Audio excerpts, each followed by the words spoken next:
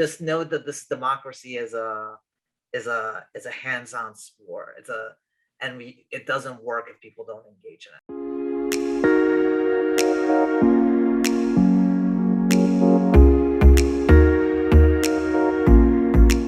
Hello, I'm Maxwell Nospish, manager of visitor experiences at the First Amendment Museum located in Augusta, Maine.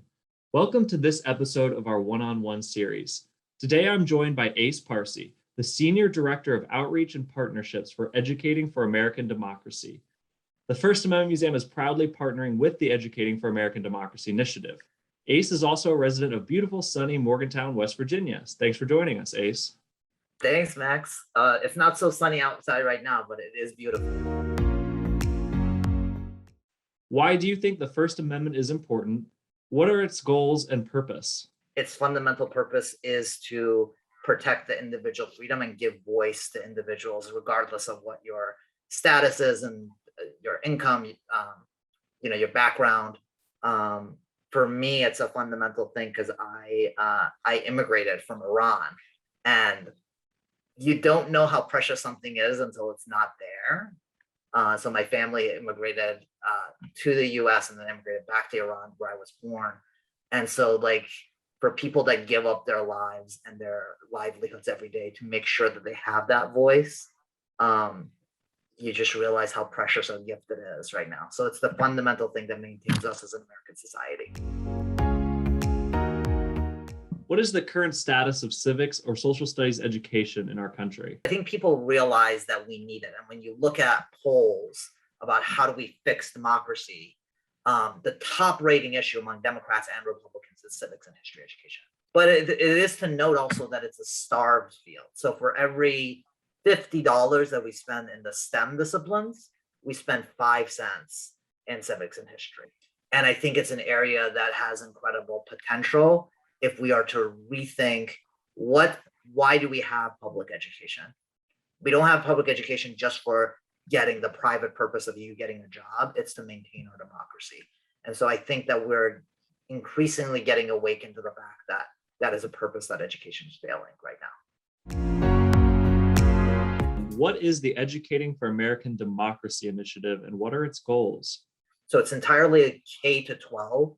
So it integrates history and civics education.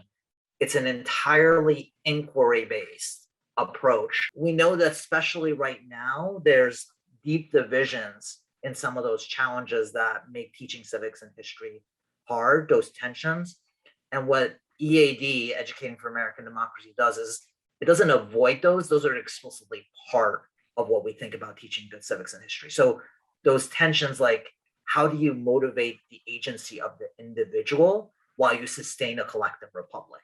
How do you tell a plural story of America, including stories of people who look like me and people who don't usually get their stories told in a civics and history classroom while still having a shared story? How do you tell the challenging realities in our past without falling into cynicism? And how do you tell the great things that drew families like mine here without getting into adulation? So those tensions are built across this roadmap. It's not a curriculum or standards. It's a way to rethink the role of civics and history education within K-12, the K-12 education experience.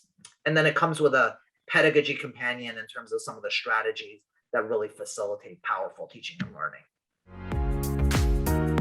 Outside your role with Educating for American Democracy, how do you exercise your First Amendment rights on a daily basis? I think of the First Amendment not as just an individual right, but also collective, like how we come together to be in those conversations. So I'm frequently doing that and engaging in that encouragement with friends and with family.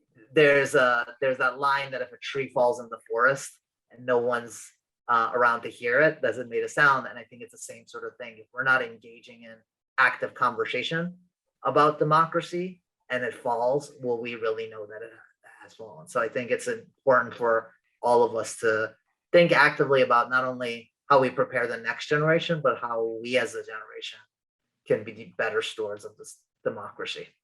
Thank you so much for joining us. And we look forward to working with you and the Educating for American Democracy initiative in the future. Thanks, Max. And thanks so much for the partnership with the First Amendment Museum and all that you guys are doing. we're so grateful to have you as partners.